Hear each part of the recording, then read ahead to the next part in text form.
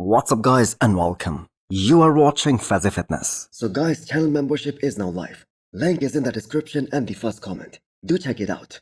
That would really help support the channel. So the Olympia prep has finally begun for Regan Grimes, as he's gonna be returning to the biggest bodybuilding stage after a gap of 2 years, and with very high expectations of placing top 6 at this upcoming Mr. Olympia. So this expectation would have made more sense if he would not have lost to Sazan Hirati at Toronto Pro Show. But Regan feels like he has enough time to make some very noticeable improvements before this year's Mr. Olympia. So the two things that need to come up on Regan Grimes, they are first of all his legs, especially from the front, and second of all, his chest. He needs more thickness and density in that area, because the thing is, when he opens up to hit that front double biceps, that kind of flattens out. So that is something that he needs to work on. And from the back, I think we can all agree that he's one of the best out there. Both his back shots, they are very exceptional, and they are some of the best, even among the top 5 at the Olympia level. So Regan Grimes still struggling to make it into that first call out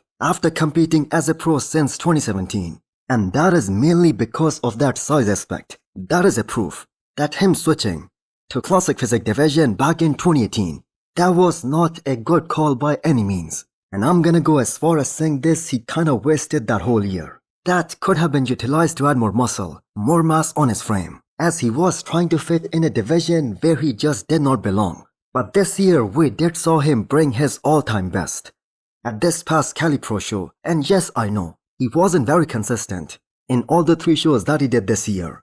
But that being said, he was still very impressive at Cali Pro. And if he can improve on that, he can be very dangerous.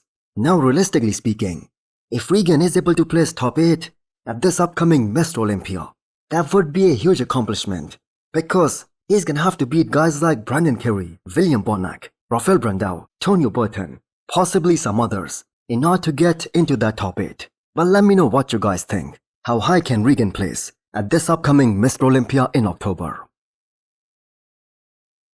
Next up is the update from one of the favorites to challenge for this year's Classic Physique Olympia title, Terrence Ruffin, the Pittsburgh Pro and the New York Pro champ. And we should also mention Terrence as the guy with the most number of Classic Physique wins in the current roster.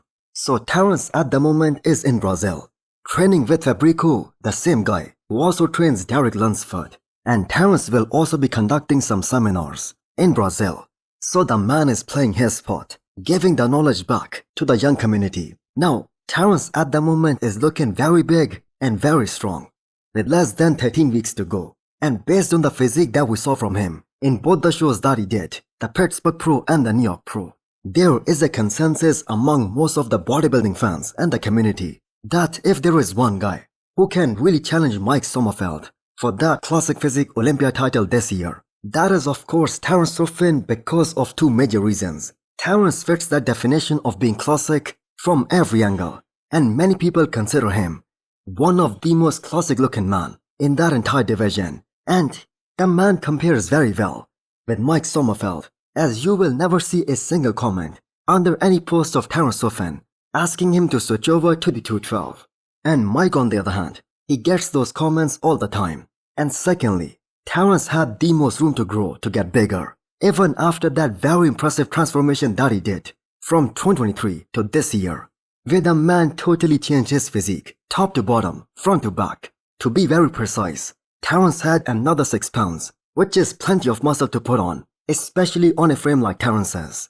Now that New York Pro look of Terrence, that was his best physique that we ever saw from him. And the man never lifted his foot off the gas, even after those 2 pro wins. And I do believe that he's gonna deliver an even more impressive package come Olympia in October. So do you guys agree that Terrence is gonna be the biggest threat to Mike Sommerfeld this year? So more comparison pictures and videos are being posted of the reigning 212 Olympia champion Keone Pearson. And with every comparison, it's getting even more obvious and very clear that Keone is simply in a league of his own. No one is touching him. And if he can impress a very hard critic like Sean Ray, Sean just posted this caption, creating more hype for the Olympia next year, where Keone can potentially switch over from the 212 into the men's open and compete with the big boys. And how impressive can an athlete be that even before him switching over, the fans, the experts, everyone out there, they have been asking the same question. Can he also become Open Mr. Olympia in the future? Now, if we look back at the conditioning of Keone, in some of the guest posings that he did, at the same point in time, in some of the past years, it's really insane to look at the difference on how dense and more muscular he's looking this time around. And his conditioning with 13 more weeks to go, that is looking so supreme that he could probably win his third consecutive 212 Olympia title. With, I'm gonna say, 2 more weeks of dieting from this point. Those deep striations on his quads, they just tell you the whole story. And Keone and his team, they must be really proud of his work during this past off-season. And I am very sorry to say, but the 212 division this year, that won't be interesting at all. As everyone out there already knows, that they're looking at a very dominant Olympia champion. Yes, it's gonna be kind of interesting to see where guys like Nihat Kaya, Middleman, and Sean Carida plays. But as far as that Olympia title is concerned, that is Keone's all day long. So this is a guy who can create legacy of his own if he decides to stay in this division for a few more years. But that being said, we are very interested to hear from Keone Pearson or Patrick Tour, his coach, on how much Keone weighs in the recent guest posing and when are they thinking about switching over to the men's open. Next up, we have a 13 weeks out physique update from Tonio Burton, the Legion Sports champion from this year and the biggest star from this past Dubai Pro Show. And yes, he wasn't in that top 2, but he showed us a glimpse of what to expect from him in the future and where his true potential lies. So the fans and the experts, they have been finding his physique very reminiscent to the legend Dexter Jackson. And the man is 100% living up to that reputation.